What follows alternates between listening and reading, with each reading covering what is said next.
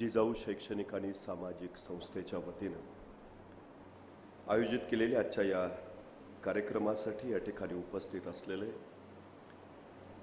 आमचे मार्गदर्शक आदरणीय तुळशीदासजी भोईटे, आदरणीय आई बाबा, ज्यांच्या नेतृत्वातून, कर्तृत्वातून आणि व्यक्तित्वातून हा सगळा परिसर इथं उभा राहिला। एक व्यक्ती जेव्हा संस्था होते आणि उभा राहिलेली संस्था जेव्हा एकच व्यक्ती असल्यासारखं काम करते, तेव्हा असं देखणं रूप उभा राहतं। त्या जिजाऊ शैक्षणिक सामाजिक संस्थेचे करते आदरणीय निलेशजी सांबरे साहेब, मंचावर उपस्थित असलेले सर्वच सन्माननीय आणि उपस्थित असलेले आपण सर्व। खरं तर मी परवा बस स्टेशनवर बसमध्ये बसलो होतो। माझ्या शेजारी एक सद्ग्रस्त बसले होते। बस सुटायला अवकाश होता।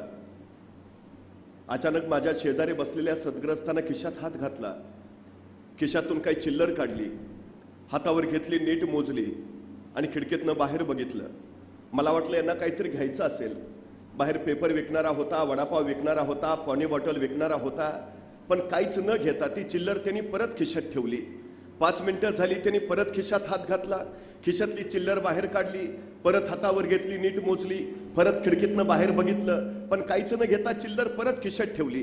तोपर्यंत कंडक्टर गाडीत आला, दन दन दन त्यांनी बेल वाजवली आणि बेलचा आवाज ऐकून ड्रायव्हर गाडीत येऊन बसला आणि आता गाडी जाऊ द्या म्हणून कंडक्टरनं डबल बेल मारली। तशी ड्रायव्हरनं गाडी सुरू केली, गाडी सुरू झाली तसा सद्ग्रस्तानं परत खिशात हात घातला, खिशातली चिल्लर बाहेर काढली, हातावर घेतली, नीट मोजली। तोपर्यंत ड्रायव्हरनं गाडी सुरू केलेली, गाडी धावू लागली आणि अचानक त्या सद्ग्रस्तानं धावत्या गाडीच्या खिडकीतनं आत बाहेर काढला आणि पेपरवाल्याला हाक मारली, ए पेपरवाला इकडे ये। पेपरवाला धावत धावत गाडी मागे आला, त्यांनी धावत्या गाडीच्या खिडकीतनं पेपर आत दिला। यांनी धावत्या गाडीच्या खिडकीतूनच पैसे त्याच्या हातावर ठेवले आणि गाडी पुढे पळत राहिली। मला प्रश्न पडला, गाडी 15 मिनिटं बस स्टँडवर उभा होती, त्यावेळी यांनी पेपर घेतला नाही, पण गाडी धावायला सुरू झाली मग यांनी पेपर घेतला। मी त्याला विचारलं, अहो म्हटलं गाडी स्टँडवर उभा होती त्याच वेळी पेपर घ्यायचा, गाडी सुरू झाल्यावर का घेतला? त्यावर तो सद्ग्रस्त मला म्हणाला, त्याचं काय आहे, माझ्या खिशात जी चिल्लर होती त्यातला 1 रुपया खोटा होता। आता गाडी उभा असताना मी पेपर घेतला असता तर पेपरवाल्याला रुपया खोटा इथे कळलं असतं आणि त्यांनी लगेच माघारी दिला असता। म्हणून गाडी धावायला सुरुवात झाल्यावर मग पेपर घेतला। आता रुपया खोटा हे त्याला कळालं तरी तो काही मागं पळत येत नाही। मला त्या सद्ग्रस्ताचं मोठं कौतुक वाटलं। गाडी पळत होती, तो पेपर वाचत होता। 15 मिनिटं पेपर वाचता वाचता अचानक तो हसायला लागला। मी त्याला विचारलं, म्हटलं आता काय झालं? तर म्हटला काही नाही, त्यांनी पेपर कालचाच दिलाय।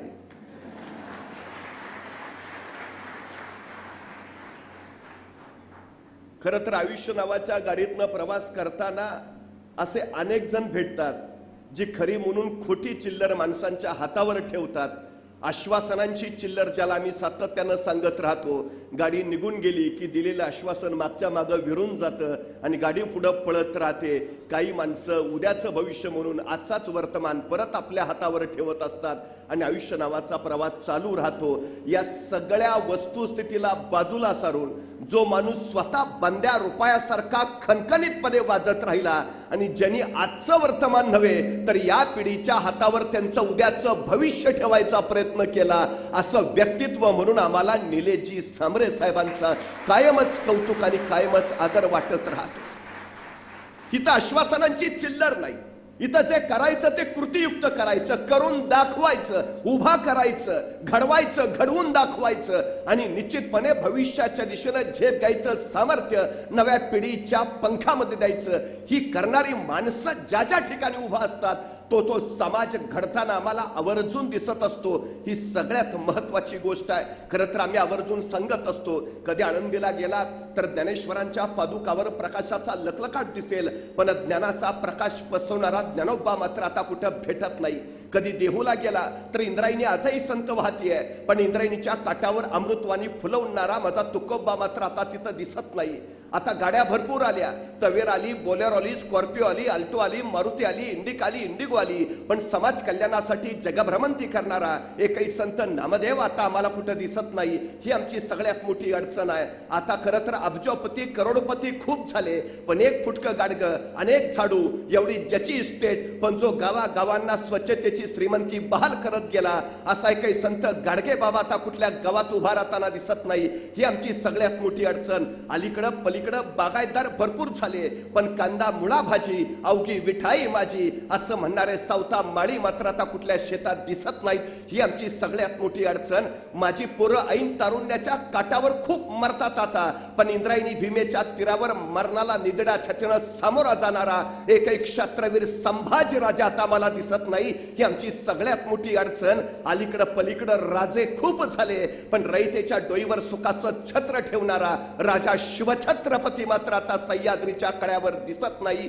ही आमची सगळ्यात मोठी अडचण. खरं तर अलीकडं पलीकडं देवी खूप झाल्या, पण समाजाला समाजाचं पुण्य बहाल करणाऱ्या पुण्यश्लोक अहिल्या देवी आता कुठं दिसत नाहीत. ही आमची सगळ्यात मोठी अडचण. आमची पोरं अमेरिका, रशिया, चीन, जपानला पुष्कळ जातात आता, पण माझ्या भारतीय धर्मसंस्कृतीची पताका स्वतःच्या खांद्यावर घेऊन अमेरिकेच्या शिकागोमध्ये नेऊन फडकावणारे एकही स्वामी विवेकानंद आता कुठं दिसत नाहीत. ही आमची सगळ्यात मोठी अडचण आहे आता. खरं तर आज शाली पंगरणारे, शाली घालणारे सुद्धा अनेक जण दिसतात, पण आपल्या मायेची शाल माणसांच्या मनावर पांघरणारे संत कबीर आता कुठं भेटत नाहीत. ही आमची सगळ्यात मोठी अडचण आहे आता. घराघरामध्ये आया खूप झाल्या, पण शिवबा पैदा करणारी जिजाऊ आता कुठं दिसत नाही. ही सगळ्यात मोठी अडचण आहे आमची आता. म्हणजे माणसं तर कालही जन्माला येई होती, माणसांची गर्दी आताही आहे, पण कालच्या माणसांच्या गर्दीत माणसं होती, आताच्या माणसांच्या गर्दीत आम्हाला माणसं शोधावी लागतायत. ही आमची सगळ्यात मोठी अडचण आहे. म्हणजे माणसांच्या गर्दीत माणूस शोधतो मी, अशी व्यथा अनेक जण व्यक्त करत असतात. ही आमची अलीकडची सगळ्यात मोठी शोकांतिका आहे. पण या सगळ्या प्रश्नांची उत्तरं शोधायची असतील आणि माणूस कुठं भेटेल याचं उत्तर जर पाहायचं असेल तर निश्चितपणे त्यांनी झाडपोलीमध्ये येऊन उभा राहावं. इथं तुम्हाला ज्ञानेश भेटेल, इथं तुम्हाला तुकोबराय दिसतील, इथं तुम्हाला विवेकानंद साधतील, इथं तुम्हाला अहिल्यादेवी दिसतील, इथं तुम्हाला मासाहेब जिजाऊंची रूपं सुद्धा दिसतील. ही सगळी जडणघडण जिजाऊ नावाच्या चालत्या बोलत्या विद्यापीठामध्ये इथं तयार होत आहेत. हे माझ्यासारख्या फिरस्ते करणाऱ्या माणसाला आज अभिमानानं सांगावंसं वाटतं. या कोवळ्या कळ्या माझी घडतील उद्याचे तानाजी, बाजी आणि शिवाजी असं म्हणण्या इतपत सामर्थ्य आपण इथं निलेजी खरंच निर्माण करून ठेवलंय. हे आपलं सगळ्यात मोठं कार्य मानावं लागेल, ही आपली सगळ्यात मोठी कृती म्हणावी लागेल. खरं तर कधीतरी आपण शांतपणे विचार केला तर काही गोष्टी आपल्या लक्षात येतात. हा तुमचा पट्टा निसर्ग संपदेनं समृद्ध आहे, पण बुद्धी संपदेनं सुद्धा तितकाच समृद्ध आहे. फक्त संधी मिळणं गरजेचं आहे आणि साधनं उपलब्ध असणं महत्वाचं आहे. संधी आणि साधनं उपलब्ध करून देण्याचं प्रचंड मोठं कार्य आपण करत आहात, जेणेकरून या बौद्धिक संपदेला कर्तृत्वाचं आभाळ निर्माण करता येईल. ही सगळ्यात महत्वाची गोष्ट आहे. मला प्रश्न पडतो, जर आमच्या महात्मा ज्योतिबा फुलेंनी पुण्याच्या भिडेवाड्यात मुलींची पहिली शाळा काढली नसती तर आज एवढ्या संख्येनं इथं माझ्या माई माऊली भगिनी उभा रस्ताना बसताना कला कधी दिसल्याच नसत्या. मला आज पुन्हा एकदा वाटतं, महात्मा ज्योतिबा फुलेंनी दिलेला वारसा आपण संपन्नपणे इथं चालवत आहात आणि खऱ्या अर्थानं उद्याच्या सावित्रीबाई, उद्याच्या अहिल्यादेवी आणि उद्याच्या जिजाऊ आपण तयार करत आहात. हे सगळ्यात महत्वाचं कार्य खरं तर आहे. खरं तर एक गोष्ट आपण लक्षात घेतली पाहिजे. खरं तर झाडाखाली बसून झाडाच्या काटकीनं मातीमध्ये अक्षर गिरवून शहाणं झालेल्या सावित्रीबाई यांना ज्योतिबांनी सांगितलं, फक्त तुम्ही शिकायचं नाही, तुम्हाला इतरांना सुद्धा शिकवायचं आहे, एवढं फक्त लक्षात घ्या. आणि खऱ्या अर्थानं फक्त आपल्यापुरतं शिक्षण नव्हे तर आपल्याकडून ते शिक्षण इतरांना मिळालं पाहिजे, यासाठी झपाटलेपणाचं आयुष्य व्यतीत करणाऱ्या सावित्रीबाई फुले ह्या खऱ्या अर्थानं स्त्री शिक्षणाच्या जननी ठरल्या. ही गोष्ट आपण लक्षात घेतली पाहिजे.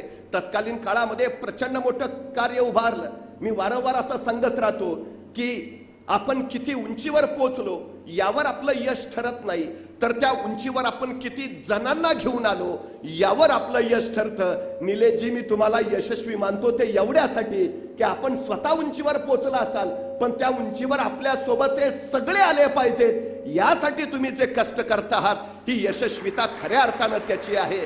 हे सार त्याचं आहे.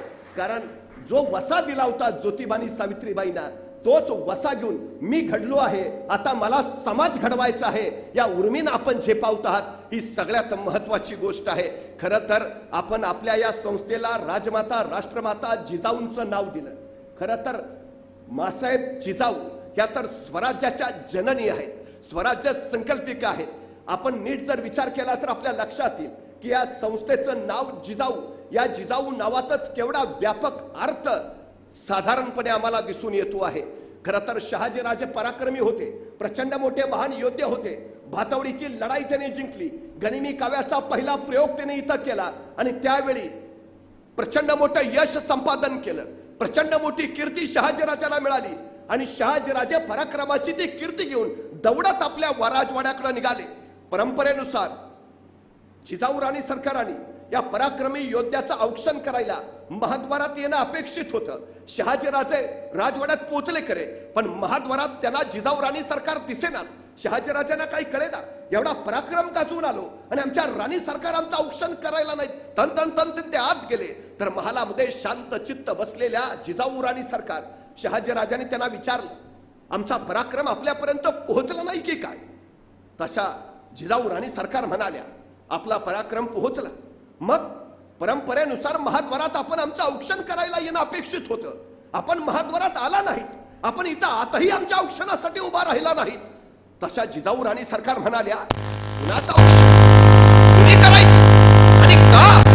राजे, हा पराक्रम परक्यांची तक्त मजबूत करण्यासाठी, हा पराक्रम त्या शाह्या बलाढ्य करण्यासाठी, हाच पराक्रम जर रयतेचं राज्य उभा करण्यासाठी घडला असता, हाच पराक्रम जर स्वराज्य निर्माण करण्यासाठी खर्ची पडला असता, तरी जिजाऊ महाद्वारात नव्हे रणांगणावर तुमचं औक्षण करायला पोहोचली असती.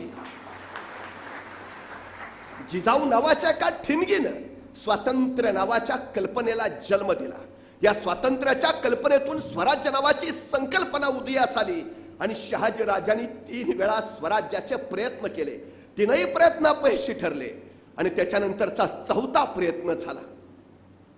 खरं तर शहाजीराजे फर्जंद होते, वजीर होते, महाराजा होते. सुखात जगता आला असतं, ऐशोआरामात राहता आला असतं, पती पत्नीला स्वतःचा संसार करता आला असता, पण या दाम्पत्यानं स्वतःचा संसार बाजूला सरला आणि स्वराज्याचा प्रपंच उभा करायचं ठरवलं. प्रचंड मोठा त्याग केला. ठरलं असं की मासाहेब जिजाऊंनी शोभाना घेऊन पुण्याला यावं आणि शहाजीराजांनी थोरले पुत्र संभाजींना बेंगलोरलाच घडवावं. उद्याच्या काळात शिवाजी राजांनी स्वराज्य महाराष्ट्रात उभा करावं आणि संभाजी राजांनी तेच स्वराज्य कर्नाटकात साकार करावं आणि एक प्रचंड मोठं अफाट साम्राज्य उभारावं जे लोककल्याणकारी असेल. केवढा मोठा त्याग आहे. मी ज्यावेळी या सगळ्या परिसरातनं फिरत होतो, मला मासाहेब जिजाऊंचा तो वारसा ठाई ठाई दिसत होता. आपण जे कमावलंय ते सारं इतरांना देत राहावं. त्यागाची नेमकी कल्पना काय आहे? आपल्याकडे जे आलंय ते इतरांच्या उद्धारासाठी उपयोगात यावं. या दाम्पत्यानं अफाट त्याग केला, एकमेकांपासून सरळ वेगळे झाले. स्वतःचा संसार, स्वतःचा प्रपंच याचा विचार न करता. आणि सगळ्यात महत्वाची गोष्ट, 12 वर्षाच्या शिवबाराचे मासाहेब त्यांना घेऊन पुण्याला निघाल्या. एक पिता आपल्या पुत्राला काय देतो, नेमकं कोणते संस्कार देतो? सगळ्यात महत्वाची गोष्ट आहे. मानसशास्त्रज्ञ, जीवशास्त्रज्ञ असं सांगतात की नुकतंच जन्माला आलेलं एखादं नवजात बाळ तुम्ही आम्हाला आणून द्या आणि त्याला काय बनवायचंय ते सांगा, आम्ही त्याला बनवून दाखवतो. काहीही बनवू शकता, काहीही बनवता येऊ शकतं, काहीही घडवता येऊ शकतं, करता येतं. शहाजीराजांनी नेमकं ते केलंय. ठरवून ठरवून छत्रपती घडवलेत, ठरवून स्वराज्य उभा केलंय. 12 वर्षाच्या शुभाराजांना जाताना शहाजीराजांनी द्यावं काय? स्वतः संस्कृत मधून तयार केलेली मुद्रा शहाजीराजांनी शुभाराजांना दिली. उत्तम संस्कृत तज्ञ होते शहाजीराजे. काय मुद्रा दिली ती? प्रतिपच्च चंद्र लेखेव वरदेष्णु विश्ववंदिता शह सुनो शिवसैषा मुद्रा भद्राय राजते. एक पिता पुत्राला काय सांगतोय? पिता असं नाही म्हणत, बघ माझी इच्छा आहे तू असं करावंस, जमतंय का बघ. नाही, मुलगा असं नाही म्हणत करतो प्रयत्न, बघतो होतंय का, असेल नशिबात तर जाईल होऊन. अजिबात नाही. खात्री किती आहे आणि आत्मविश्वास किती आहे? पित्याला विश्वास आहे, प्रचंड विश्वास. काय सांगतोय पिता? प्रतिपदेच्या चंद्रेच्या कले कलेप्रमाणे तुमचं राज्य वाढत वाढत वाढत जाईल आणि एक दिवस ते विश्वाला वंदनीय होईल. 12 वर्षाचे शुभाराजे असताना शहाजीराजे ठामपणानं सांगतायत काय घडणार आहे उद्या, काय घडवायचंय तुम्हाला. तुमच्या आयुष्यात यशस्वी व्हायचा पहिला टप्पा कुठला आहे माहिती आहे? ठरवून घ्या काय करायचं आहे. तुमचं ध्येय काय आहे? काय बनायचंय तुम्हाला? काही काही लोकांना वाटतं आत्ताशी कुठं 10वीला आहे, इतक्यात ठरवायचं का? जेवढ्या लवकर ठरवाल ना तेवढ्या सर्वोच्च उंचीवर पोहोचाल. सचिन तेंडुलकरनं इयत्ता 4थीत ठरवलं आपण फलंदाज व्हायचं, झोकून दिला आपल्या ध्येयाच्या प्रती, तो जागतिक कीर्तीचा फलंदाज झाला. इरफान पठाणनं 9वीत ठरवलं आपण गोलंदाज व्हायचं, तोही भारतीय संघात गेला. पण तेंडुलकर एवढं यश नाही मिळवू शकला. जेवढ्या लवकर सुरुवात तेवढं सर्वोच्च यश. सुरुवात लवकर झाली पाहिजे, सगळ्यात महत्वाची गोष्ट आहे. सगळ्यात महत्वाची ध्येय ठरवा, काय करायचं आहे. आणि हे विसरून जा, मी ठाणे जिल्ह्यातनं येतो, मी पालघर भागातनं येतो, आमचा सगळा आदिवासी भाग आहे, मग आमच्यात कधी कुणी कलेक्टरच झालं नाही, मग आमच्याकडचं कुणी इकडं गेलंच नाही, मग ते मला जमेल का, मग ते मला होईल. या गोष्टीत पडूच नका, अजिबात नाही. तुम्ही ठरवा, जे व्हायचंय ते होता येतं, ही सगळ्यात महत्वाची गोष्ट आहे. 12 वर्षाचे शिवाजी महाराज आणि शहाजीराजे सांगतात तुमचं राज्य असं असेल की जगाला वंदनीय होईल. 12 वर्षाचे काय पुढचं बघितलंय कुणी? पण हे ध्येय निर्माण करणं असतं, ध्येय रुजवणं असतं, महत्वाकांक्षा प्रेरित करणं असतं. हे हे हे करणं. तुम्ही कोण आहात याला महत्व अजिबात नाही, तुम्ही काय करता हे फार महत्वाचं आहे. सगळ्यात महत्वाची गोष्ट आहे. सगळ्यात. तुम्हाला माहिती आहे जगाचा सगळा इतिहास काढा, सगळ्या आदर्शांची चरित्र वाचा, एकही बलाढ्य अफाट श्रीमंत त्यांनी इतिहास घडवलाय असं तुम्हाला एकही उदाहरण दिसणार नाही. सगळी सर्वसामान्य माणसं आहेत, सगळी शून्यातनं विश्व उभा केलंय त्यांनी. ज्याच्याकडे सगळं आहे ती माणसं काहीच निर्माण करू शकत नाहीत, आणि ज्याच्याकडे काहीच नाही त्यांनीच विश्व निर्माण केल्याची उदाहरणं आहेत. ही गोष्ट पहिली लक्षात ठेवा. त्यामुळे काय काय लोक कारण सांगतात, अरे काय काय असं झालं, आमची परिस्थिती नव्हती हो. तू गप. मला बाहेर राग येतो असल्या माणसांचा. आमची परिस्थिती नव्हती हो. परिस्थिती माणसाला घडवती नाही, परिस्थिती माणसाला बिघडवती नाही. माणूसच परिस्थिती घडवतो आणि माणूसच परिस्थिती बिघडवतो. ही सगळ्यात मोठी वस्तुस्थिती आहे, सगळ्यात मोठी. तुमच्या कमतरताना तुमची बलस्थानं बनवा. काय काय सांगतात आम्ही गरीब आहे. अरे चांगला आहे ना, मग श्रीमंत व्हायला तुला मिळालेली ही उत्तम संधी आहे. नाही जरा घरचे म्हणतात मला डोकं कमीच आहे, चांगला आहे ना, उत्तम आहे. विद्वान व्हायला तुला मिळालेली ही सर्वोत्तम संधी आहे. अरे जे नाहीस ते तर तू झालं पाहिजे, जे आहेस ते होऊन काय करशील. कमतरताना बलस्थानं बनवा. कमतरता संधीत रूपांतरित करा आणि संधीचं सोनं करायला शिका.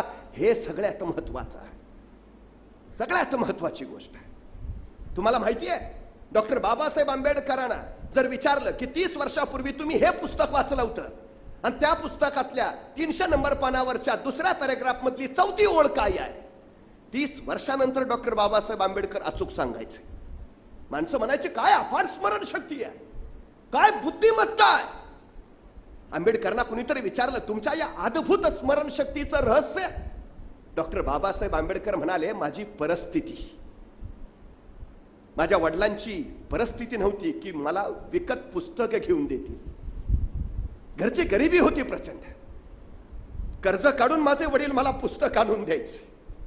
बऱ्याच वेळेला अनेक पुस्तकं मिळायचीच नाहीत. अशा वेळी एखादं पुस्तक माझ्या हातात पडायचं आणि एकदा पुस्तक माझ्या हातात पडलं की मग मी ठरवायचो, आज हे पुस्तक आपल्या हातात आहे, उद्या मिळेल का नाही माहिती नाही, आत्ताच असं वाचूया की आयुष्यात या पुस्तकाची परत गरजच पडता कामा नये. घडवता येतो, स्वतःला घडवता येतं. कारण कसली सांगता? मला पुस्तक नव्हती म्हणून अभ्यास नाही झाला, बोलूच नकोस. स्मरणशक्ती सुद्धा तयार करता येते, घडवता येते. परिस्थितीच तुम्हाला बळ देते. कर, हे सगळ्यात महत्वाचं आहे. हे शहाजीराजांकडे काय आहे? आपल्या पोराच्या उरात महत्वाकांक्षा फुलवता येते. काय? प्रतिपदेच्या चंद्राच्या कले कलेप्रमाणे तुझं राज्य वाढत वाढत जाईल. कशाच्या जोरावर? देताय काय सोबत? 7-8 जण दिलीत. आणि शहाजीराजे शिवबाराजांना म्हणाले, हे तुमचं मंत्रिमंडळ नाही. हे शहाजीराजांनी सांगितलं, आज हे छोटं मंत्रिमंडळ देतोय, राजे तुम्हाला तुमच्या कर्तृत्वावर स्वतःच मंत्रिमंडळ उभा करायचं आहे. ही महत्वाकांक्षा आहे. आणि काय दिलं महाराजांनी? महाराजांनी शिवबाराजांना भगवा ध्वज दिला. उद्याच्या उभा राहणाऱ्या तुमच्या स्वराज्याचा हा दौलत ध्वज असू द्या. पण त्याच वेळी सांगितलं, राजे हा ध्वज साधा नाही बरं. हा भगवा पेलायला मनगटात रग आणि छातीत धग असावी लागते. हा साधा नाही. हा भगवा भगवान श्रीकृष्णांचा आहे. हा भगवा प्रभू श्री रामचंद्रांचा आहे. हा भगवा रामकृष्ण हरी म्हणत वारीला जाणाऱ्या वारकऱ्यांचा आहे. हा भगवा हर हर महादेव म्हणत रणांगणावर उतरणाऱ्या धारकऱ्यांचा आहे. हा भगवा त्यागाचा आहे, भगवा शौर्याचा आहे, भगवा अस्मितेचा आहे, भगवा स्वाभिमानाचा आहे. राजे हा भगवा भगवा फडकत राहू द्या. काय काय संस्कार, काय सांगितलंय का पित्यानं? काय महत्वाकांक्षा रुजवली? तुम्हाला माहिती आहे, 12 वर्षाच्या असताना शिवबाराजांना शहाजीराजांनी हे सगळं दिलं. आणि 6 जून 1674 शिवाजी महाराजांचा राज्याभिषेक झाला. या राज्याभिषेकाच्या वेळी आपल्या पित्यानं दिलेलीच राजमुद्रा शिवाजी महाराजांनी स्वराज्याची राजमुद्रा म्हणून स्वीकारली. पित्यानं दिलेलंच मंत्रिमंडळ अष्टप्रधान मंडळ म्हणून स्थापित झालं. आणि पित्यानंच दिलेला ध्वज या स्वराज्याचा भगवा दौलत ध्वज झाला. 12 वर्षाचे असताना पित्यानं पेरलेलं स्वप्न राजांनी 1674 पूर्ण केलं. ही महत्वाकांक्षा असते. तुम्ही जे पेरता ते उगवतच. असं कधीच होत नाही की पेरलंय आणि उगवलंच नाही. नाही, आज नाही उद्या उगवेल, 100% उगवतच. पेरायला तर शिकलं पाहिजे. एका शेतकऱ्याला विचारलं, यंदा शेतात गहू केलाय का? तो म्हणला, नाही, यंदा पाऊस कमी पडायची शक्यता आहे, त्यामुळे गहू पेरलाच नाही. मग यंदा मका तरी केलाय का? नाही, यंदा मक्यावर कीड पडायची संभावना आहे म्हणून मकाही केला नाही. अरे म्हटलं, मग यंदा शेतात पेरलंय काय? नाही, कुठला धोकाच पत्करायला नको म्हणून यंदा काही केलंच नाही. अरे तुम्ही जर काय पेरलंच नाही तर काय उगवणारच नाही. उगवायचं असेल तर तुम्ही पेरायला तर शिकलं पाहिजे. सगळ्यात महत्वाची गोष्ट. आणि एक गोष्ट लक्षात ठेवा, एक दाना पेरला ना 1000 दाणे कमवत असता तुम्ही. सगळ्यात महत्वाची गोष्ट एक एक एक. मी खरं तर निलेशजींच्या आई वडिलांचं कौतुक करतो. हा निलेश नावाचा एक दाना तुम्ही पेरलाय मातीत, आज ही 1000 दाणे सगळे आम्हाला बसलेले उगवलेले दिसतात. केवढी केवढी करामत असते एकाची, केवढी करामत असते. हे सगळ्यात महत्वाचं. एक जिजाऊ ज्यांच्या संकल्पनेतलं स्वराज्य पती त्या ध्येयाप्रती लागला, तिने अयशस्वी प्रयत्न केले आणि 4था प्रयत्न पुत्राच्या माध्यमाने सुरू केला. काय? ॲबे करे नावाचा फ्रेंच प्रवासी चौलच्या शिवाजी महाराजांच्या कार्यालयात आला. त्याला राजापूरच्या बंदरात जायचं होतं, पण शिवाजी महाराजांच्या कार्यालयाचा परवाना असल्याशिवाय त्याला पुढे प्रवास करताच येणार नव्हता. तो चौलच्या शिवाजी महाराजांच्या कार्यालयात गेला, मला पुढे राजापूरला जायचंय, परवाना द्या. आणि शिवाजी महाराजांचा अधिकारी परवाना तयार करत बसला होता. आणि त्यावेळेत या एबेकरे नावाच्या फ्रेंच प्रवाशानं शिवाजी महाराजांच्या अधिकाऱ्याला विचारलं, तुमच्या शिवाजी राजांचं ध्येय काय आहे? तुमच्या शिवाजी महाराजांची महत्वाकांक्षा काय आहे? तुमच्या शिवाजी राजांची स्वप्न काय आहेत? आणि शिवाजी महाराजांच्या कार्यालयातला तो अधिकारी म्हणाला, माझ्या राजांचं स्वप्न, माझ्या राजांचं ध्येय, माझ्या राजांची महत्वाकांक्षा सिंधू नदीपासून बंगालच्या उपसागरापर्यंत, अहद काश्मीर पासून तहद कन्याकुमारी पर्यंत, अहद तंजावर पासून तहद पेशावर पर्यंत अखंड स्वराज्य उभा करायचं आणि त्या स्वराज्यावर भगवा डौलानं फडकवत ठेवायचा, हे माझ्या राजाचं ध्येय. केवढं मोठं स्वप्न बघितलंय महाराजांनी. आणि महाराजांपुरतं मर्यादित आहे का? नाही. हे महाराजांनी आपल्या प्रत्येक मावळ्याच्या उरात पेरलंय. चौलच्या अधिकारी सुद्धा सांगतोय काय स्वप्न आहे आमचं. सिंधू नदीपासून बंगालच्या उपसागरापर्यंत, अहद काश्मीर पासून तहद कन्याकुमारी पर्यंत, अहद तंजावर पासून तहद पेशावर पर्यंत अखंड स्वराज्य उभा करायचा आहे. हा संस्कार असतो. मी कायम सांगतो, स्वप्न बघायची झाली ना तर मोठी स्वप्न बघा, आणि खिसे शिवायचे झाले तर जरा मोठे खिसे शिवा. आमची अडचण काय आहे, खिसे जेवढे बारीक शिवतो आम्ही की मिळालं तरी परत ठेवायला जागा नसते. खात्रीच नाही ना आम्हाला आमच्यावर, मिळू शकतं का एवढं, होऊ शकतं का इतकं. सगळ्यात मोठी आमची अडचण आहे. मोठी स्वप्न बघा ना. शिवाजी महाराजांनी स्वप्न काय बघितलं? अहद काश्मीर पासून तहद कन्याकुमारी पर्यंत. त्यांच्या काळात नाही स्वप्न पूर्ण झालं, पण पुढे शिवाजी महाराजांच्या नंतर महादजी शिंदेनी 18 वर्ष दिल्लीच्या तख्तावर भगवा फडकवत ठेवला. जी मुघल सल्तनत शिवाजी महाराजांचं स्वराज्य नेस्तनाबूत करायला आली होती, ती महाराजांच्या स्वराज्यानंतर, महाराजांच्या मृत्यूनंतर फक्त 80 वर्ष जगली.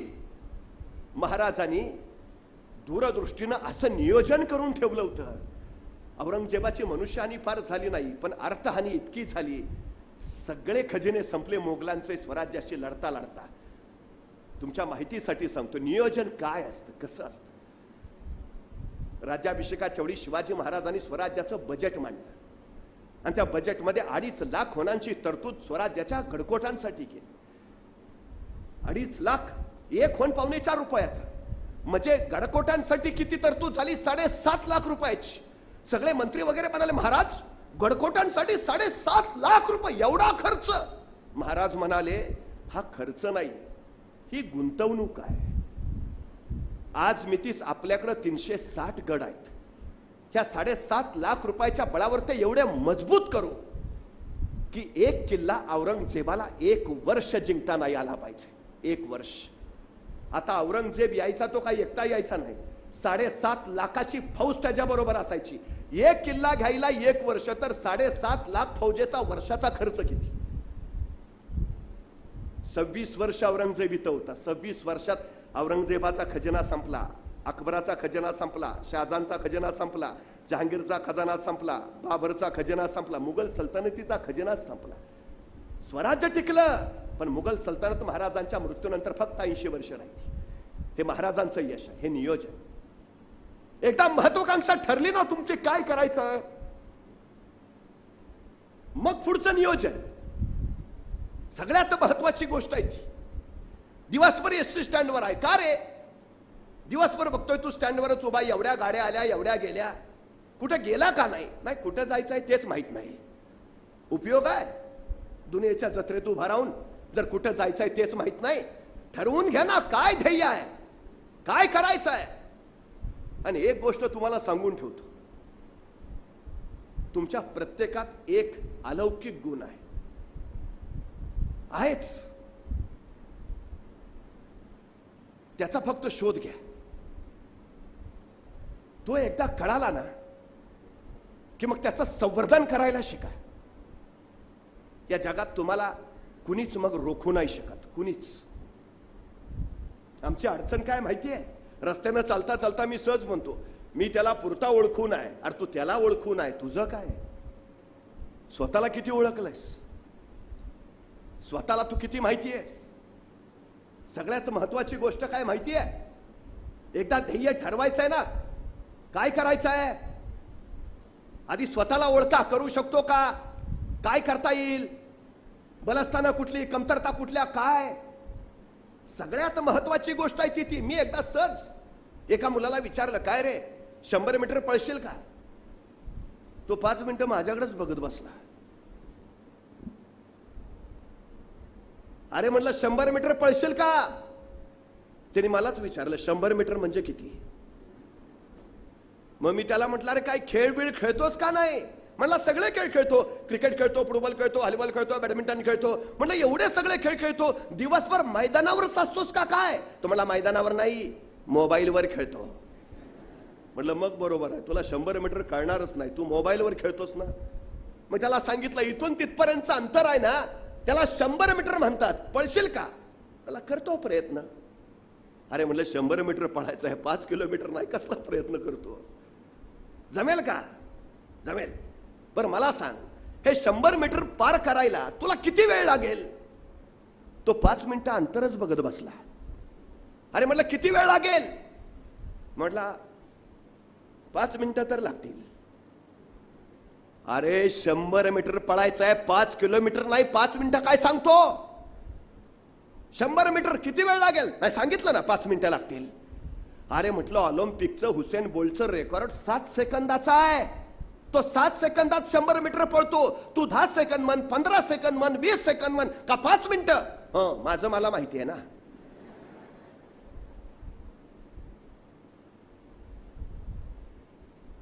आमच्या क्षमताच आम्हाला माहिती नाहीत.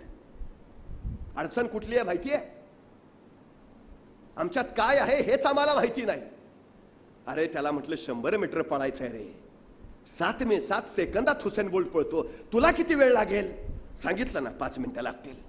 तेवढ्यात त्याचा मित्र धावत धावत आला. पळ कुत्रा पिसाळलाय, इतक्या भयान वेगात पळत सुटला.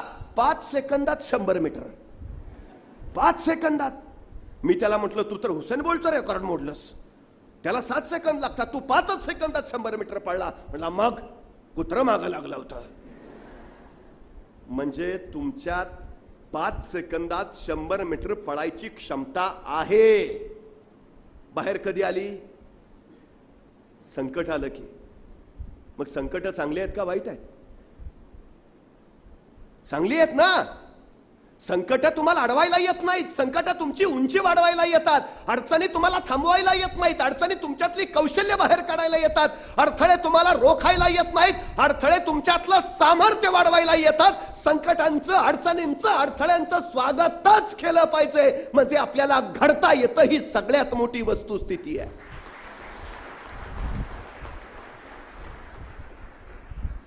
हे सगळ्यात महत्वाचं आहे. त्यामुळे ध्येय ठरवताना संकटांचा विचार अजिबात करायचा नाही, विषयच नाही. आधी ठरवून घ्या काय करायचं आहे, सगळ्यात महत्वाचं. आणि एकदा ध्येय ठरलं की महत्वाची असते दिशा. महत्वाची ती एकदा माहिती व्हायला पाहिजे. निलेशजींना वाटत होतं माझ्या या आदिवासी भागातली पोरं कलेक्टर झाली पाहिजेत, मग ते शासन दरबारी गेले नाहीत. हो ते आमच्या इथे एखादी अभ्यासिका काढताय का? हो ते आमच्या मुलांना पुस्तकं मिळत नाहीत, एखादं ग्रंथालय सुरू करताय का? दिशा कुठली? 4 लोकांकडे जायचं मदत ही नाही घडवून. दिशा ठरली, मी बाकीच्याकडे जाणारच नाही. सरकार प्रशासन राहू दे, मला काय करता येतंय ते मी बघतो ना.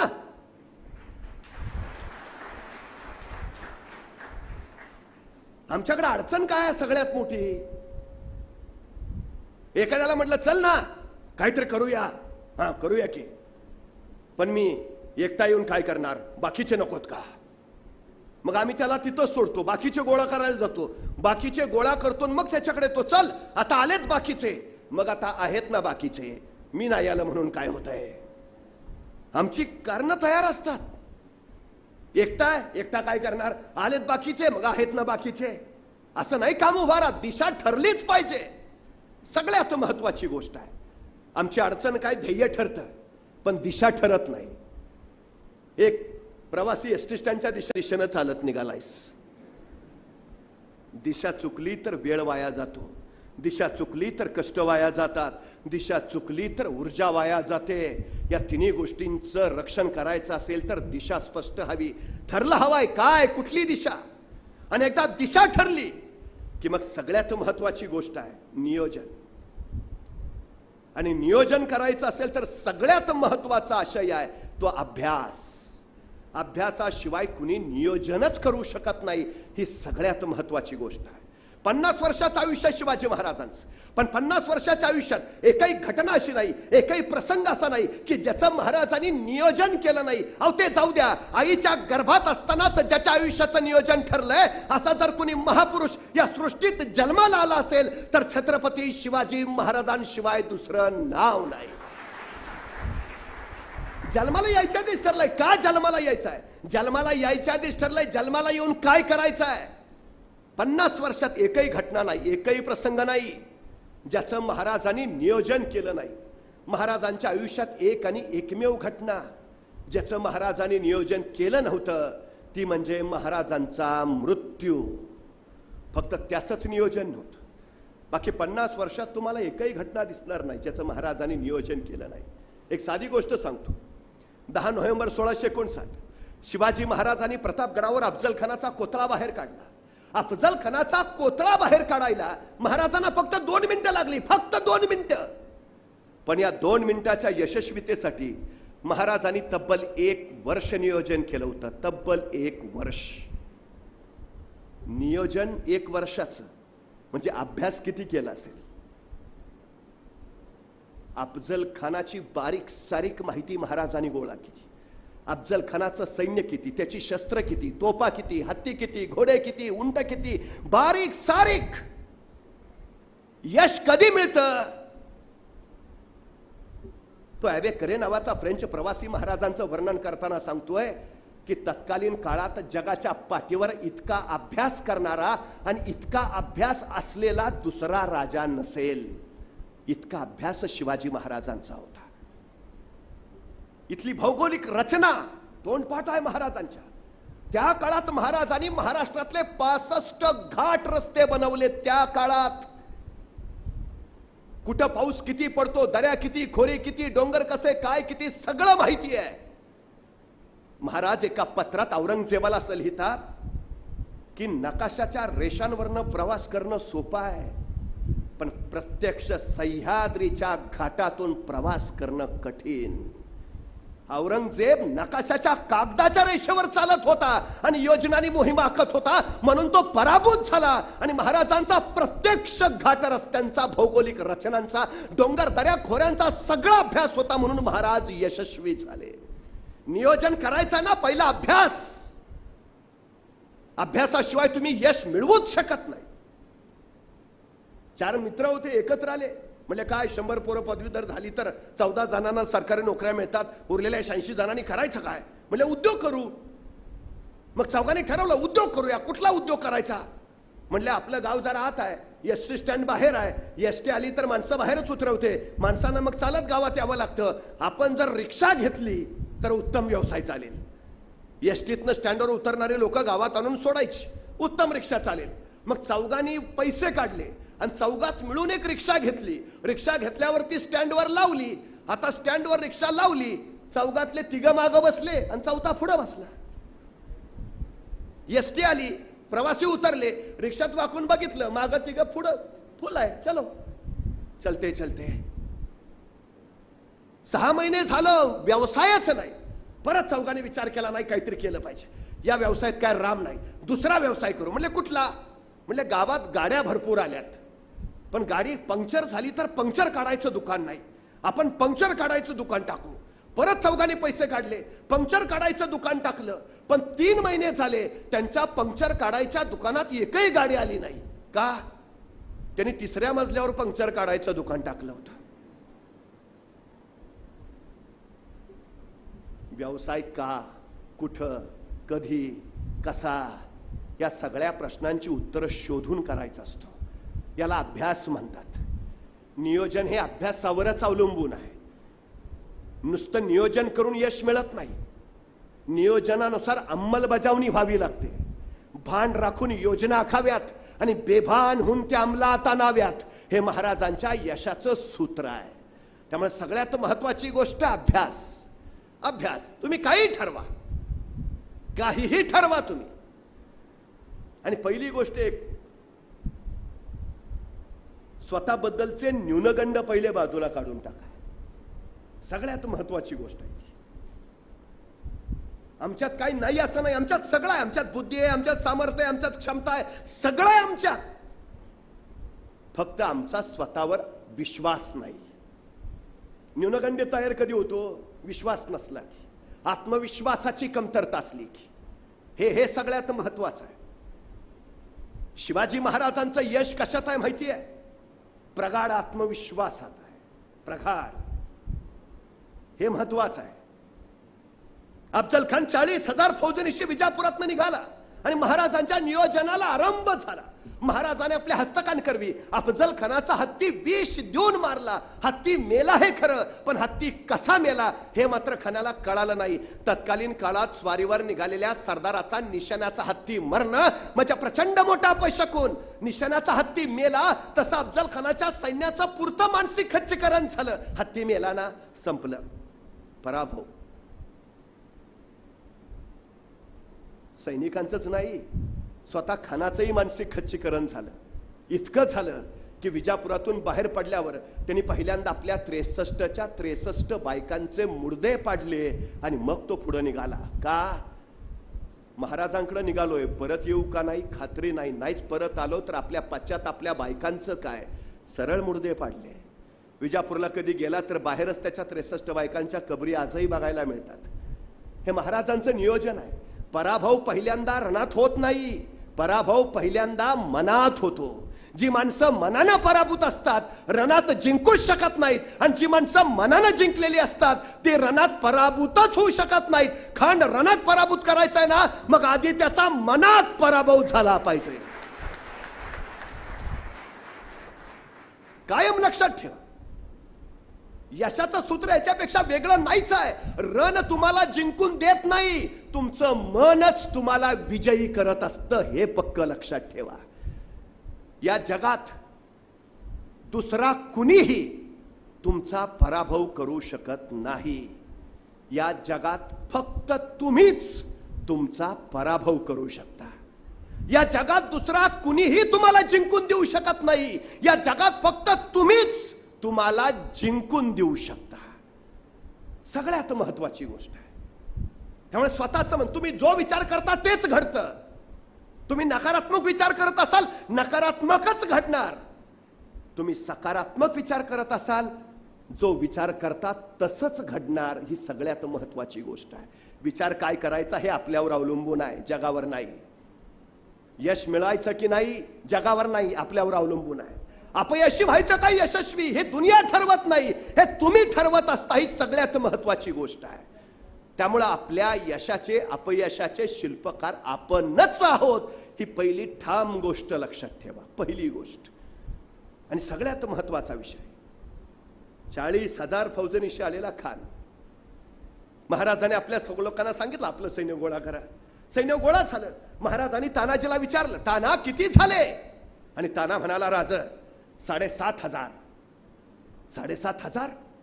अरे खानाचे 40,000 आहेत, आपले एवढेच. अरे पण खान 40,000 फौजनीशी आहे. महाराज होती नव्हती तेवढी सगळी गोळा करून आणल्यात. राणा मानला ती डोंगर दऱ्यातली पण धरून आणल्यात. आपली एवढीच, आपली ह्याच्यापेक्षा वाढूच शकत नाहीत. आता महाराजांनी काय करावं? त्यांचे 40,000 आपले 7.5, डिपॉझिट पण राहणार नाही. कशाला अर्ज भरा, माघार घेऊन टाकू. काय केलं महाराजांनी? माघार घेतली, तह केला, शरण गेले का खानाला भेटून मरायचंच आहे, मग आधीच आत्महत्या करू म्हणून संपून घेतलं. काय केलं? मला प्रश्न पडतो. 12वीचा निकाल लागला, नापास होण्यामुळं आत्महत्या. ते 10वीचा निकाल आज, नापास होण्याच्या भीतीनं आत्महत्या. अरे काय प्रकार आहे? 3 तासाचा पेपर तुमच्या आयुष्याचं भविष्य कसा ठरवू शकतो? या जगात इतिहास घडवणारी 75% लोक नापास आहेत. तुमच्या माहितीसाठी एक पक्के डोक्यात ठेवा. तो सैराट नापास आहे, तू 10वीला आहे ना जागतिक कीर्तीचा. अडचण काय आहे? सचिन तेंडुलकर 12वीला इंग्रजीच्या पेपरमध्ये नापास आहे, पण आज 12वीच्या इंग्रजीच्या पुस्तकात सचिन तेंडुलकरवर धडा आहे.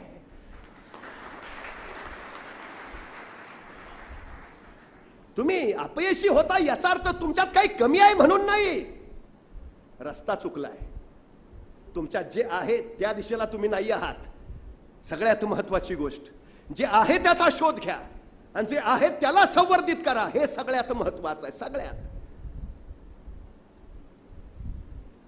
आहे. मी जगातलं सगळ्यात श्रीमंत ठिकाण कुठलं माहिती आहे? सगळ्यात श्रीमंत स्मशान. सगळ्यात श्रीमंत ठिकाण आहे ते. म्हणजे परमेश्वरानं असंख्यांना अलौकिक गुण देऊन इथं पाठवलं, पण दुर्दैवानं त्यांच्या आयुष्यात आपल्यात कुठला गुण आहे ह्याचा त्यांना पत्ताच लागला नाही. ते गुणांसहित चौघांच्या खांद्यावर गेले आणि स्मशानात राख झाले. त्या राखेबरोबर त्यांचा अलौकिक गुण सुद्धा तिथंच पडलाय तसाच. अशा असंख्यांचे अलौकिक गुण त्या स्मशानभूमीत तुम्हाला दिसतील.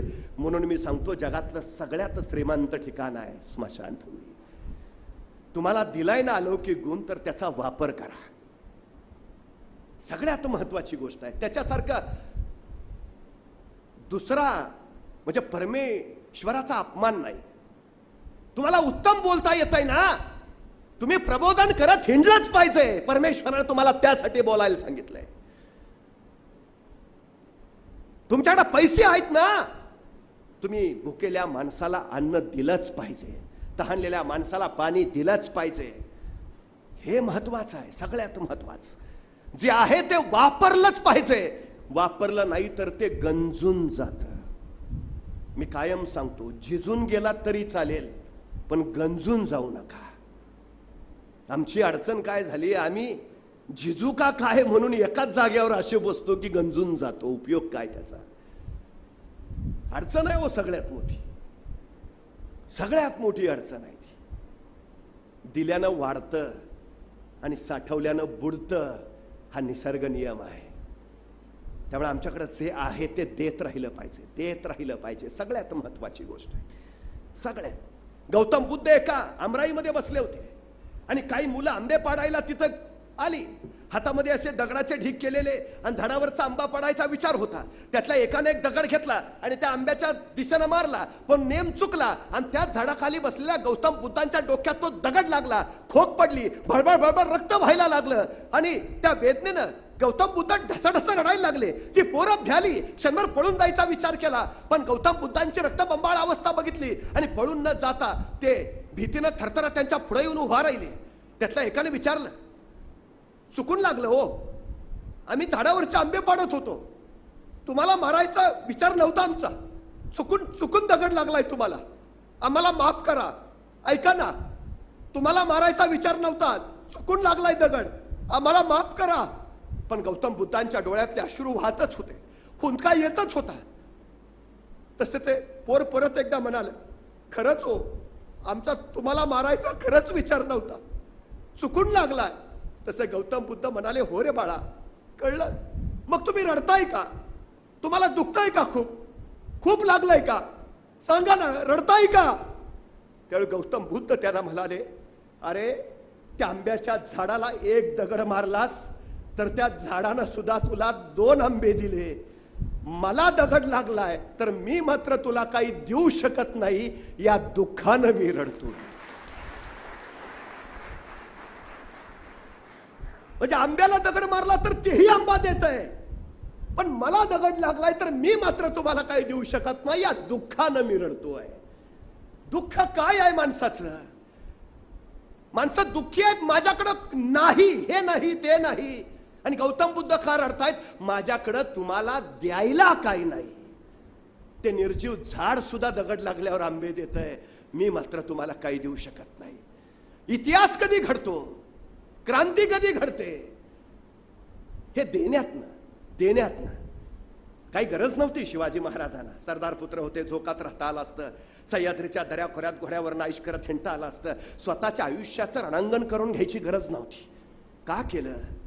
रयतेच्या डोईवर सुखाचं छत्र ठेवता यावं म्हणून.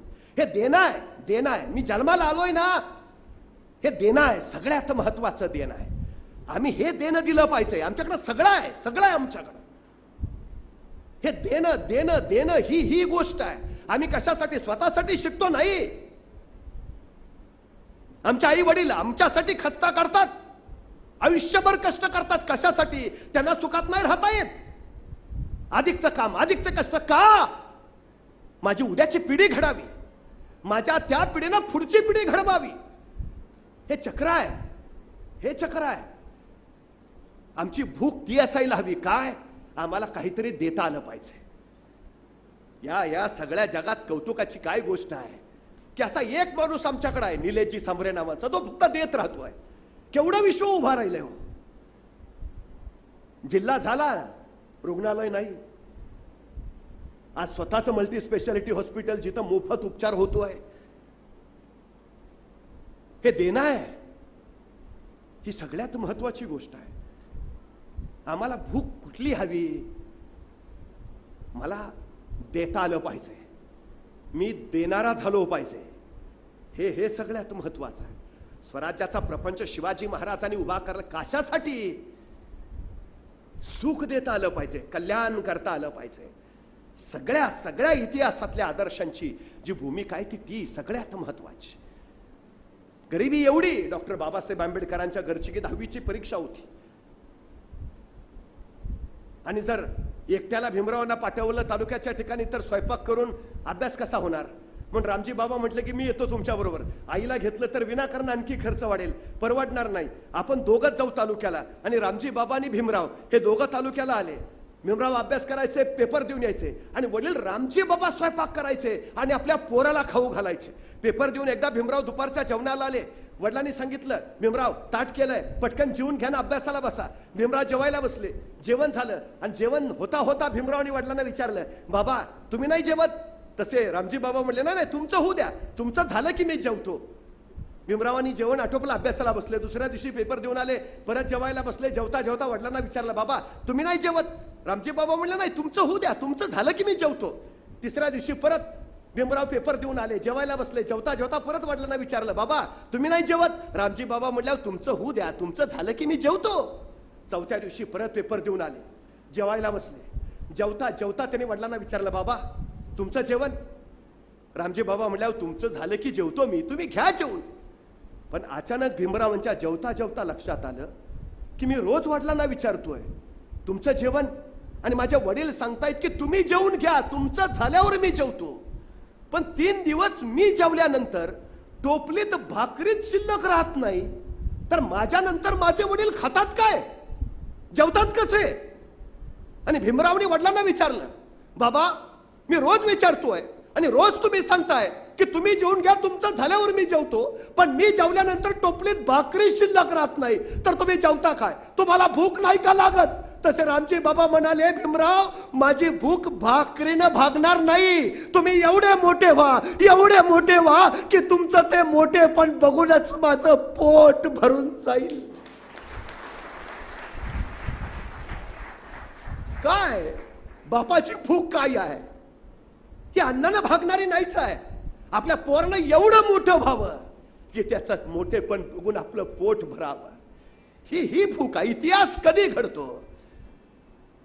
एवढ्या परिस्थितीतनं हा माणूस इंग्लंडला गेला, अमेरिकेला गेला, कोलंबिया विद्यापीठाच्या बाहेर एक शिलालेख लिहिलाय, शतकातील सर्वोत्तम विद्यार्थी कोलंबिया विद्यापीठाचा डॉक्टर बाबासाहेब आंबेडकर. कुणी कारण नका देऊ, आमची परिस्थिती नाही, आम्ही गरीब आहे. बरं आहे आताच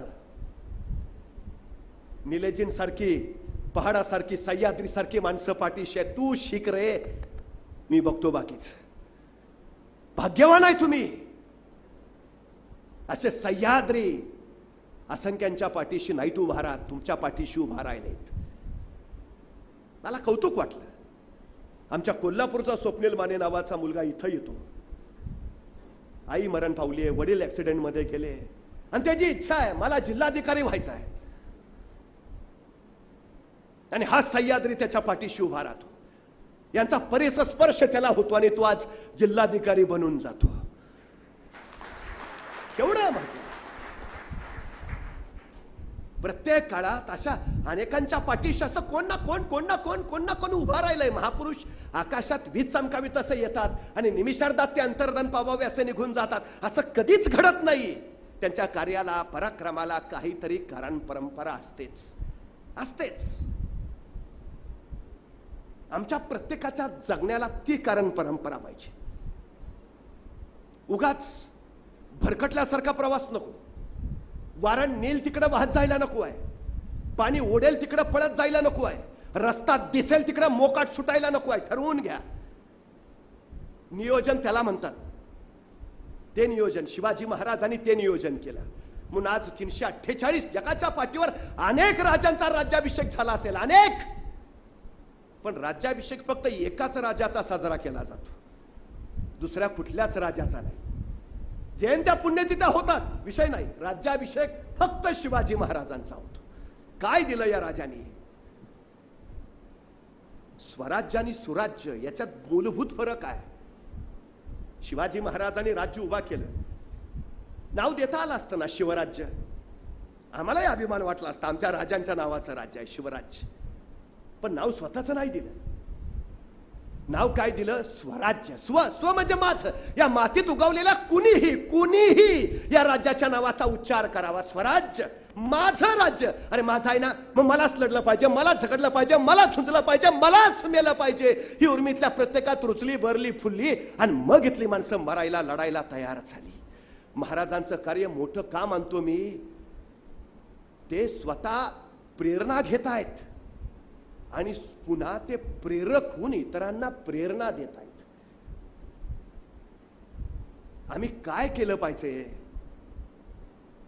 माझ्यासारखा एखादा आज इथं येईल, निलेशजींकडनं प्रेरणा घेईल आणि मग मी स्वतः प्रेरक होऊन ती प्रेरणा इतरांना देईल.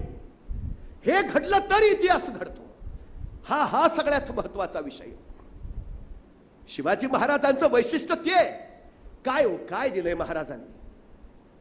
तुम्ही सुद्धा महाराष्ट्राच्या कोनाकोपऱ्यातनं कुठून आला असाल. इच्छा काय आहे? एका हाताने एक दिवा लागावा आणि तो प्रज्वलित झालेला दिवा असंख्य ठिकाणी मग इतर दिव्यांना प्रकाशमान करत जावा. मग चैतन्य प्रकाश आणि मग सगळा असवंत उजळून निघेल. एकाच दिव्यानं कुठं पोचायचं?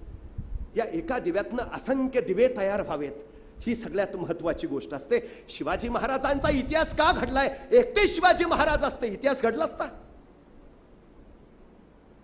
बघा ना काय दिलंय महाराजांनी. मग आमच्या तानाजीनं पोराचं लग्न काढलंय, पत्रिका द्यायला महाराजांकडे आला. राजा रायबाच्या लग्नाला यायचं बरं का. मात्र राजांची नजर कोंडाण्यावर आणि कोंडाण्याकडे पाहता पाहता राजे तानाजीला म्हणाले, तान्हा कोंडाणा घ्यायचं म्हणे आहे रे. तसा सर्दी उठला तानाजी, हातातल्या पत्रिका फेकल्या. राजा आधी लगीन कोंढाण्याचं मग रायबाचं आणि पोराचं लग्न टाकून तान्हा कोंढाण्याचं लग्न करायला गेला असा गेला की रायबाचं लग्न करायला तो परत आलाच नाही. मला प्रश्न पडतो, काय दिलं असेल महाराजांनी तानाजीला? का महाराज म्हणले असतील तानाजीला, ताना तेवढा कोंडाणा घे, मग महानगरपालिकेच्या तिकिटाचं तुझं बघतो, का पंचायत समितीचं तिकीट देतो? काय नाही हो. महाराजांनी कधीच नाही सांगितलं ये मी सांगतोय म्हणून ये लढ. मी नाही, अजिबात नाही. त्यांनी स्पष्ट सांगितलं, मी म्हणतोय म्हणून नको येऊस, मी सांगतोय म्हणून नको लढूस. तुला जर वाटत असेल तुझ्या पोरी बाळींची अब्रू सुरक्षित राहावी तर ये. तुला जर वाटत असेल हे तुझं राज्य तुझंच राहावं तर ये. तुला जर वाटत असेल तुझ्या उद्याच्या पिढ्या सुखात नांदाव्यात तर ये. मी सांगतोय म्हणून नको. इथला प्रत्येक जण आला ना तो माझ्या स्वतःच्या राज्यासाठी. माझी अपेक्षा काय माहिती आहे? एक निलेश सांबरे उभा राहिले तर एवढं सगळं उभा राहिलं. या प्रत्येकातनं परत एक निलेश सांबरे उभा राहावा आणि महाराष्ट्राच्या कानाकोपऱ्यामध्ये जावा. का? माझी माणसं आहेत, हे माझं राज्य आहे, हा माझा समाज आहे.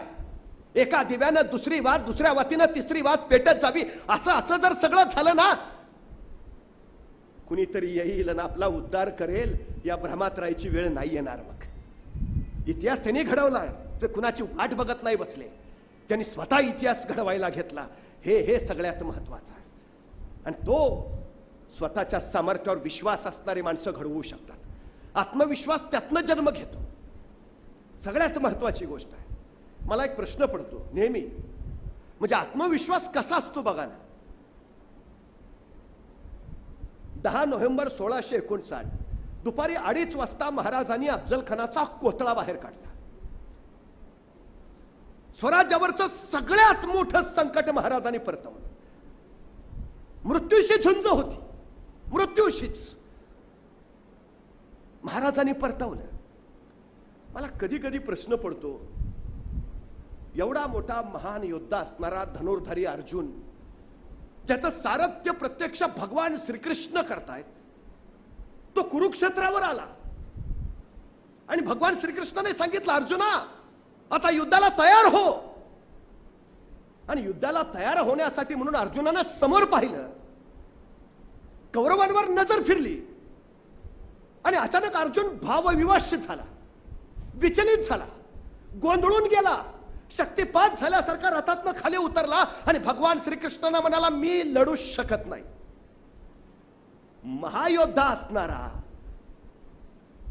आणि जागतिक कीर्तीचा धनुर्धारी असणारा अर्जुन सुद्धा रणांगणावर विचलित झालाय, गोंधळलाय, भावविवश झालाय. पण आपल्या 50 वर्षाच्या कारकिर्दीत समोर येणारा प्रत्येक क्षण मृत्यूचा असून सुद्धा शिवाजी महाराज मात्र कुठेही विचलित होताना दिसत नाहीत, गोंधळलेले दिसत नाहीत, भावविवश झालेले दिसत नाहीत. महाराजांच्या यशाचं सगळ्यात मुख्य कारण काय माहिती आहे? जिजाऊने दिलेला एक अलौकिक गुण आहे त्यांच्यात. स्वतःच्या भावनांवर विलक्षण नियंत्रण. विलक्षण. मला प्रश्न पडतो की डाव्या बगलेत अफजल खानाने ज्यावेळी महाराजांना दाबून धरलं तर क्षणभर महाराज विचलित झाले असते तर संपला असता स्वराज्याचा प्रपंच. पण त्या मृत्यूच्या ऐन क्षणी सुद्धा ठामपणा, स्थिरपणा आणि स्वतःच्या भावनांवर विलक्षण नियंत्रण हे महाराजांच्या यशाचं सर्वोत्तम कारण आहे. सर्वोत्तम. काय शिकवलं असेल जिजाऊनी? तर कुठल्याही परिस्थितीत विचलित होऊ नकोस. संकट तुम्हाला मारत नाहीत, संकटांची भीती तुम्हाला मारून टाकते. त्यामुळे भीतीला पहिले मारून टाका, मग संकट मारणं सोपं आहे.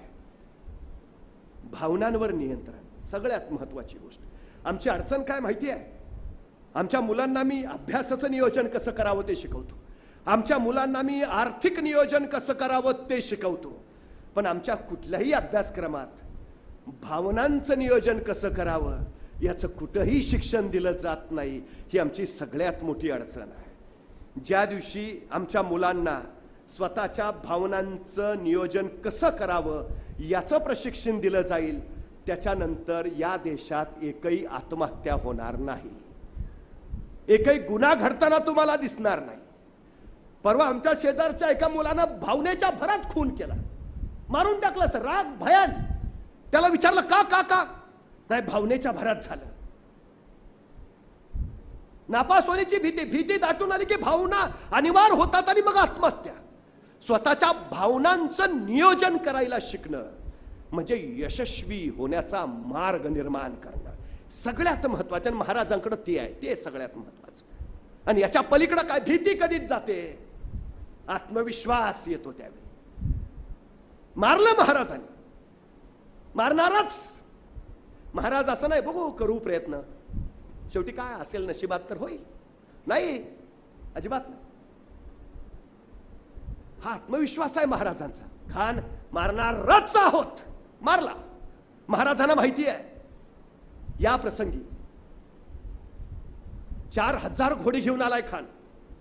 2000 घोडी भले पळून जाण्यात यशस्वी होतील, पण या अफजल खानाच्या प्रसंगात आपल्याला 2000 घोडी मिळणारच आहेत, माहिती आहे महाराजांना.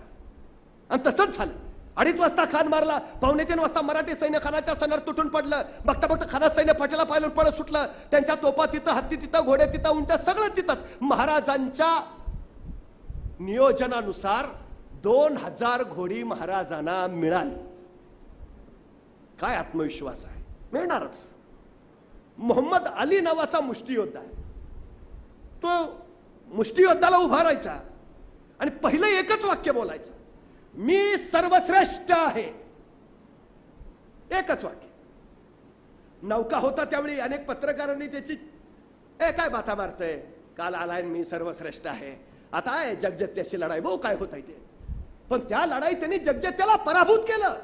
आणि पत्रकारांनी त्या मोहम्मद अलीला विचारलं, तुमच्या यशाचं कारण? मोहम्मद अली म्हटला, मी सर्वश्रेष्ठ आहे. हा मोहम्मद अली उभ्या आयुष्यात कधी असं म्हटला नाही मी सर्वश्रेष्ठ होईन. तो कधी म्हटला नाही मी सर्वश्रेष्ठ होण्याचा प्रयत्न करीन.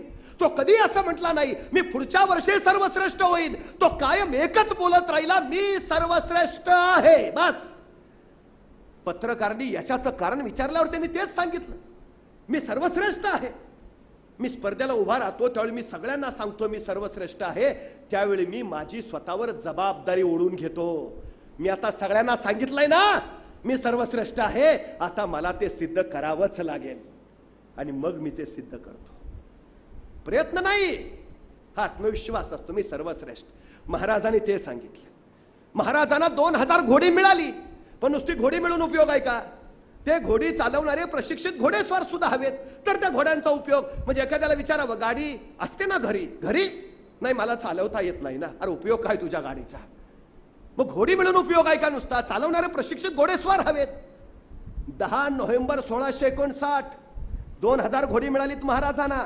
पण 10 नोव्हेंबर 1659 या दिवसाच्या बरोबर 6 महिने अगोदर महाराजांनी आपल्या 2000 लोकांना घोडेस्वारीचं शिक्षण देऊन प्रशिक्षित करून ठेवलंय आणि त्यांना सांगितलंय 6 महिन्यानंतर 10 नोव्हेंबरला सायंकाळी 4 वाजता तुम्हाला घोडी मिळणार आहेत. बुकिंग झालेलं आहे. याला आत्मविश्वास म्हणतात. आत्मविश्वास हे महत्वाचं आहे. शाळेत जायचं, हा पहिला नंबर कोणाचा आला म्हणजे तुला माहिती आहे तू येणारच नाही. अशा आत्मविश्वासाचा उपयोगच नाही ना. जाऊन विचारावं दुसरा कुणाचा आलाय? अरे दुसरा का विचारतो? पहिला मला माहिती नाही पहिला माझा येणार आहे. हा आत्मविश्वास आहे, हा यश देतो.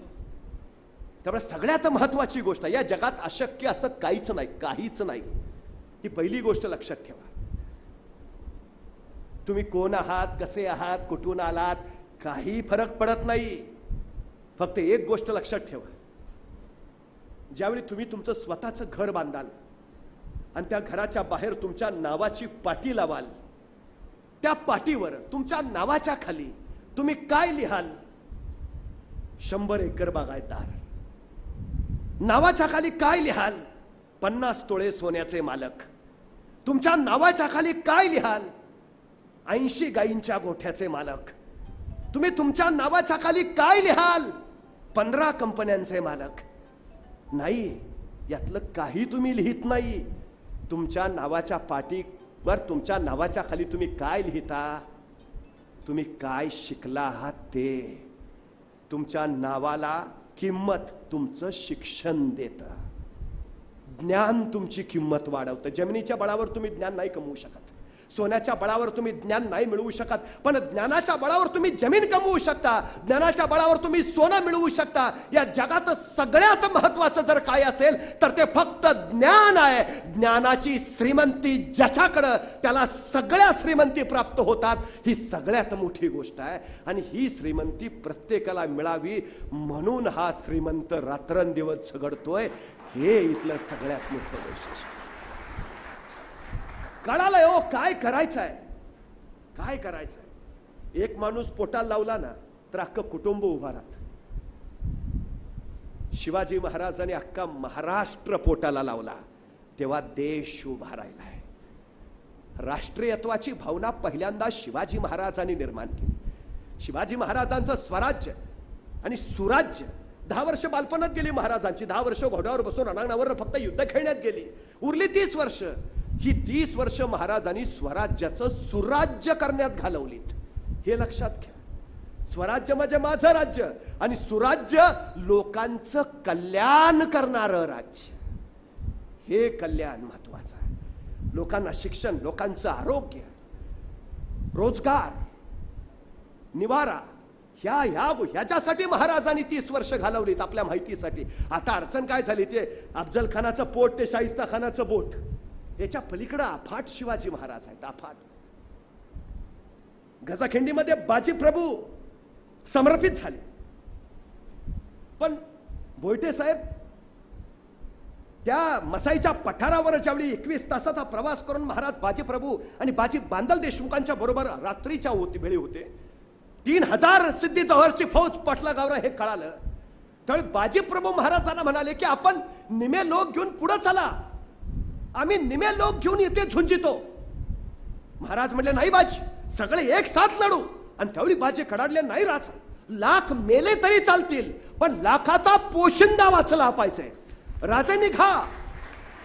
राजे ऐकत नाहीत, पण तेव्हा बाजी प्रभू काय सांगतायत महाराजांना की राजे आपण निमे लोक घेऊन पुढे निघा, आम्ही येथे झुंजितो, साहेबकारी आम्ही मरितो, आमच्या मुला लेकरांसाठी महाराज साहेब समर्थ.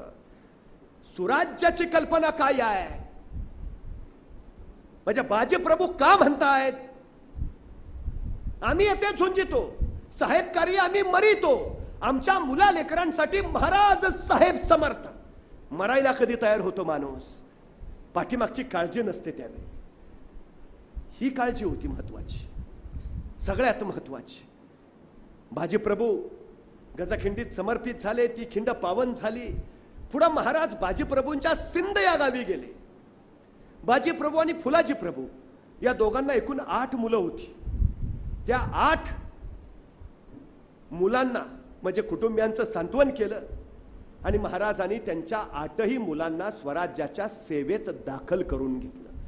अनुकंपा तत्वावर नोकरी ही संकल्पना शिवाजी महाराजांची आहे 350 वर्षापूर्वी. आता ठीक आहे, ज्यांची मुलं योग्य वयात आहेत त्यांना सैन्यात घेतलं जाईल, पण ज्या सैनिकांची मुलं छोटी छोटी आहेत त्यांचं काय? त्यांच्यासाठी शिवाजी महाराजांनी रायगडावर बाल परवेशी गृह उभा केलंय. म्हणजे स्वराज्याच्या सगळ्या सैनिकांच्या मुलांच्या शिक्षणाची, आरोग्याची, प्रशिक्षणाची आणि संपूर्ण जगण्याची व्यवस्था ही स्वराज्याकडनं केली जायची आणि ही मुलं योग्य वयात आल्यावर त्यांना स्वराज्याच्या सेवेत घेतलं जायचं. मी इथं आल्यावर मी का सांगतोय हे? मी मगाशी हॉस्पिटलला गेलो, मी CBSEला गेलो, मी अंधांच्या शाळेत जाऊन आलो, मला शिवाजी महाराजांचं स्वराज्यच दिसलं ना. जिजाऊंच्या छत्रछायाखाली काय उभारलं इथं ते स्वराज्य उभारलंय. 350 वर्षापूर्वी महाराजांनी काय केलंय तोच वारसा चाललाय ना. बाल परवेशी गृह रायगडावर, जे इथं तुम्ही सगळ्यांना देताय ते महाराज तिथं त्यावेळी रायगडावर देतायत बाल परवेशी गृहात. बरं ठीक आहे, ज्यांची मुलं छोटी आहेत त्यांची व्यवस्था महाराजांनी केली, पण काही सैनिक अत्यंत तरुण आहेत, नुकतंच लग्न झालंय आणि लढाईला गेला आणि धारातीर्थी पडला, आता त्यांच्या बायका विधवा झाल्या, तरुण आहेत, त्यांचा काय? महाराजांनी अशा तरुण सैनिकांच्या विधवा बायकांसाठी फॅमिली पेन्शनची व्यवस्था केली आहे आणि ती किती तेही ठरवलंय.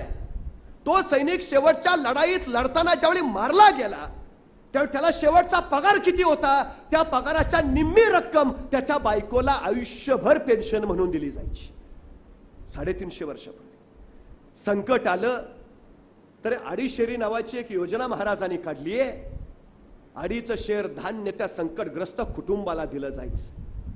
हे 350 वर्षापूर्वी महाराजांनी सगळं केलं. त्यामुळे महाराजांनी जो वारसा निर्माण केला स्वराज्याचं सुराज्य निर्माण करण्याचा, मला असं वाटतं की आपण स्वराज्यात आहोतच, पण सुराज्य करायची चळवळ ही इथून सुरू झाली आहे. मासाहेब जिजाऊंचा तो संपन्न वारसा घेत निलेजी सांबरेनी ते अपेक्षित असणारं सुराज्य या माध्यमानं घडवलंय. हळूहळू हे संपूर्ण कोनाकोपऱ्यात पसरेल आणि मग अपेक्षित असं सुराज्य उभा राहील. ही त्याच्या पाठीमागची सगळ्यात मोठी संकल्पना आहे.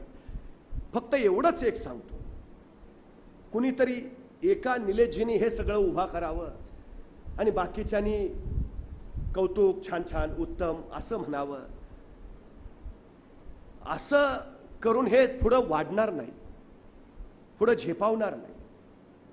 आम्ही मध्यंतरी एक योजना आखली एकाला उद्योगासाठी आम्ही 2 लाख रुपये देतो, तो आमच्या साखळीचा भाग होतो. मग त्यांनी दरमहा काहीतरी ठराविक रक्कम बाजूला ठेवायची आणि मग आम्ही तिसऱ्या एका तरुणाला 2 लाख द्यायचे. असे जवळजवळ आता 100-150 तरुण झालेत. महिन्याला 5-5 हजार म्हणलं तर आम्ही दर महिन्याला एकाला उद्योगाला उभा करतो. आपल्याला यांनी उभं केलंय, आता आपण आणखी कुणाला तरी उभा करू. ही प्रेरणा जी आहे ना ती फार महत्वाची आहे. त्यांची मी मगाशी सांगत होते सर की प्रत्येक जिल्ह्यात जिजाऊ शैक्षणिक सामाजिक संस्थेतनं तयार झालेला कलेक्टर मला दिसला पाहिजे. का सगळ्या योजना सगळ्या विकासाचे उपक्रम हे त्याच्या हातात आहेत. तू या वातावरणात ना आलाय, तू परिस्थिती बघितलीस, माणसं कशा अवस्थेत जगतायत हे तू अनुभवलायस. हा जो वारसा मी चालू केलाय तो तिथं तू सुरू कर. तुझ्या हातात सत्ता आहे, प्रशासन आहे, योजना आहेत, उपक्रम आहेत. तळागाळातल्या शेवटच्या माणसापर्यंत ते पोहोचू दे. हा त्याच्या पाठीमागचा सगळ्यात मोठा भाग आहे. ही भूमिका आहे. त्यामुळे आम्हाला ते करता आलं पाहिजे. मी नेहमी जाता जाता एक गोष्ट सांगतो. एक छोटंसं खेडेगाव होतं. त्या खेडेगावात एक आई आणि तिचा छोटासा मुलगा. एके दिवशी मुलगा शाळेतून घरी आला. आईला म्हणाला, आई मी उद्या जत्रेला जाणार आहे. मुलगा जत्रेला जाणार आहे म्हटल्यावर आईच्या काळचा चर्र झाला. चर्र एवढ्यासाठी झालं की आपलं घर गरिबीचं, आपलं घर दुःखाच, उराशी गरिबी घेऊन झोपतो आपण. पोटाची खळगी कशी बशी भरतो. पोरला जत्रेसाठी 10 रुपयाची नोट द्यावी कुठून, ती आणावी कुठून. ती माऊली रात्रभर विचार करत बसली. दुसऱ्या दिवशी सकाळी उठली, देवळीतलं खुरपं घेतलं आणि ते दुसऱ्याच्या शेतात खुरपायला भांगलायला गेली. दिवसभर खुरपणं भांगलनं केलं, दिवसभर राबली, काबाड कष्ट केले. संध्याकाळी रोजगाराचे पैसे हातावर पडले तर प्रसन्न मनानं घरी आली. आता विश्वास होता माझ्या पोराला जत्रेसाठी 10 रुपयाची नोट देता येईल.